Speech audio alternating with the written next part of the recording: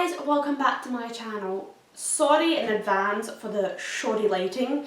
In the UK the clocks went back last weekend, I think, or the weekend before, I can't remember. Anyway, I always film at 4, it's nearly pitch black outside, so what are we going to do? I decided to film a little kind of feelings and faves video, since I've got quite a lot of favourites for this video. I'm going to start off with the feelings, because the feelings are mostly, I say mostly negative, because they're mostly circulated around the coronavirus. So if you're sensitive to that subject by any nature, then, you know, maybe skip forward a couple of minutes. I'm just a little, like everyone else, just a little fed up of the situation, everything that's happening. The mixed signals, 1 minute we're allowed to work in the office, 1 minute we're not. And now my thoughts go out to everyone in England who are, I believe it's Thursday, they officially go into a national, like, proper full-on lockdown. I probably would suspect that Scotland won't be far behind, because we tend to be maybe 2 weeks behind England. I haven't really been doing much because of the coronavirus like everybody else. I was out running with my guide Derek for a while, but I stopped doing that for no other reason than I think the virus has put me in a rut, and I just really don't fancy going outside and running. I just would much rather prefer doing it in the morning on my own in my room, and there's no other reason for it than I've just gotten a bad routine because of corona, and mostly because I have no motivation, because I have no training runs. Pole has upset me quite a bit because pole has started back. It started back officially when gyms could open back in Scotland, but because of social distancing, my instructor has had to fill the private session between 11 and 12, which I usually have, so I can't go. I mean, I could join a group class, I haven't even spoken to her about it, I could, but I don't want to because I prefer the one-to-one, and it helps me get the extra attention I need, because I obviously can't see the moves, and I'd feel that being in a group class I'd be taking up too much of the instructor's time, and the other people in the class wouldn't get the assistance that they needed. So that's been a bit of a sore spot, that pole's been on for months now and I haven't been back. And the other sore spot is swimming. So swimming was always off, at least with swimming, and nobody in my club was doing it. It was a bit of a sore spot that people that weren't in clubs could go and do it, but my club wasn't doing it because they had put in place all the safety restrictions.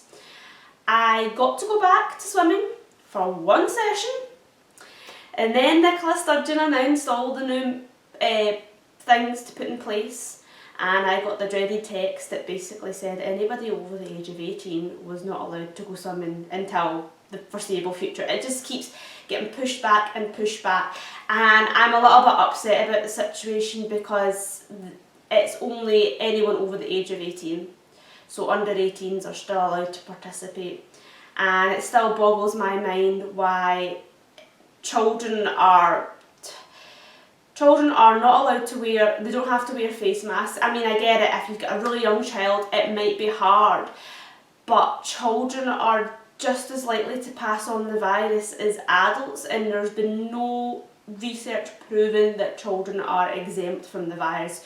So it just upsets me a little bit that under 18s are still allowed to swim, but for some reason the minute you're over 18 you're more likely to have the virus. I don't get it.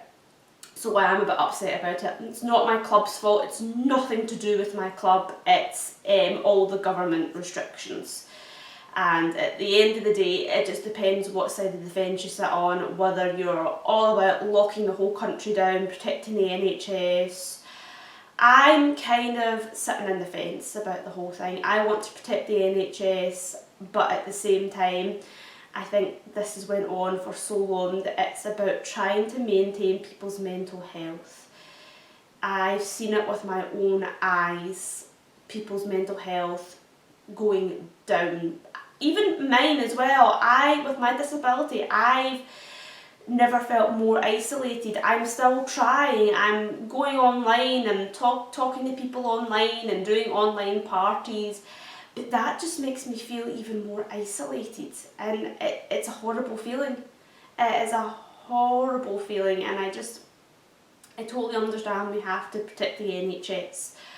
But at the same time, all these little things will be ignored and they'll build up, and then the little things that could have been fixed really easily, people like that will end up in hospital because they've been ignored because of the virus. It's nobody's fault, and I'm not blaming anyone. The whole situation is poopy.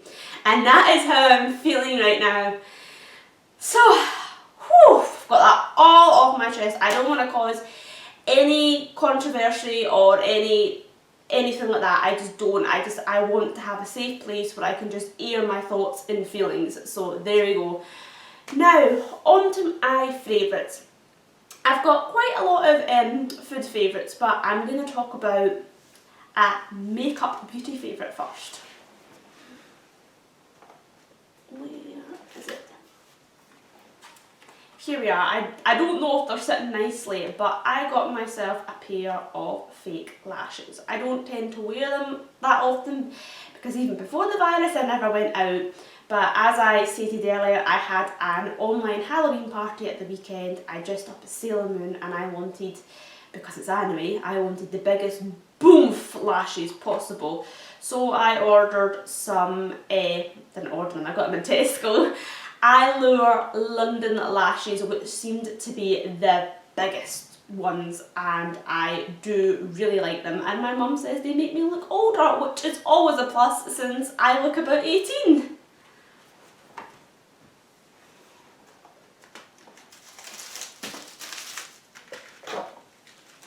Now, on to all the food items.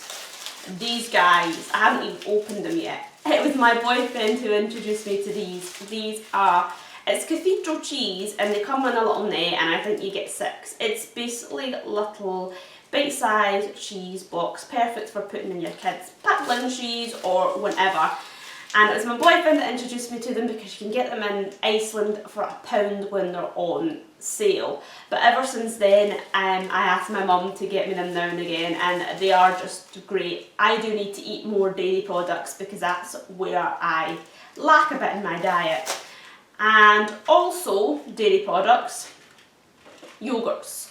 So these are actually Aldi's take on Miller Corners. I don't know which one this is I'm holding up, but it's the yogurts where one side you've got the chunky crispy balls or whatever, and then the other side you've got the yogurt. This could be the yogurt's like strawberry and the balls are like white chocolate. The Miller Corner ones, the original Miller Corner ones, they're my favourite. The Aldi's own brand, I love the banana one, so it's basically like a banana yogurt, and then the crunchy bits are like chocolate banana flakes. They are the best.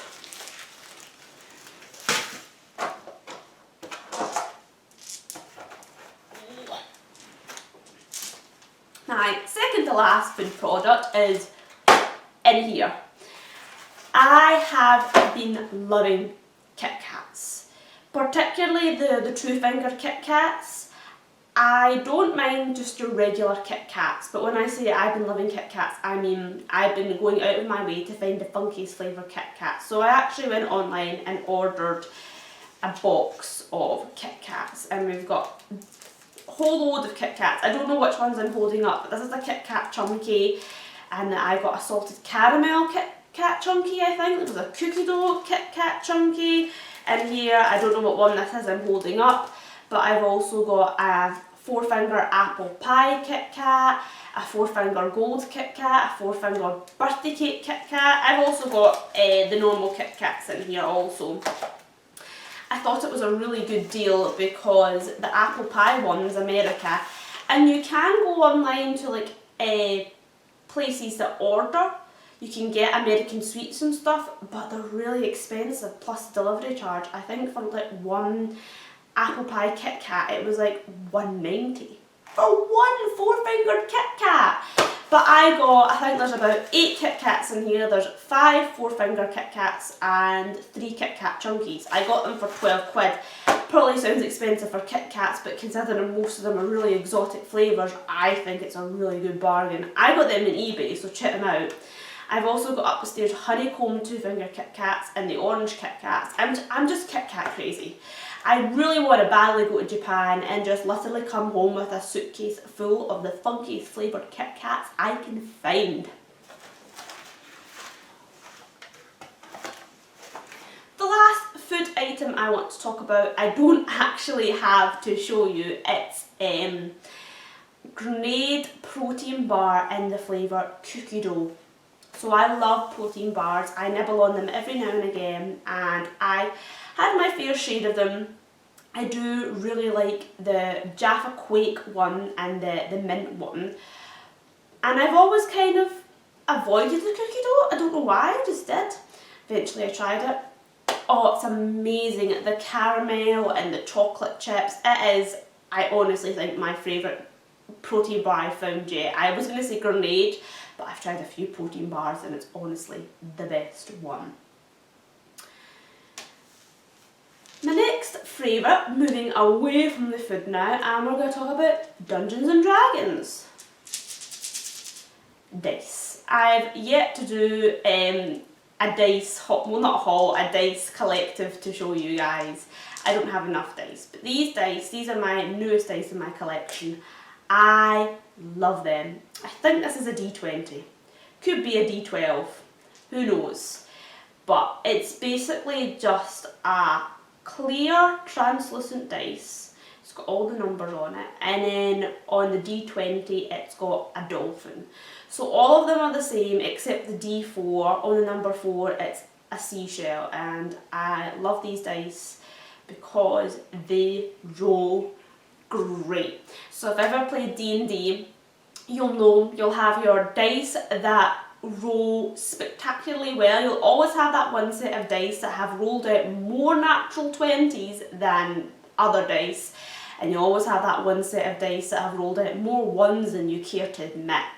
These guys, oh, I love them so much. They are my babies. They roll phenomenally well.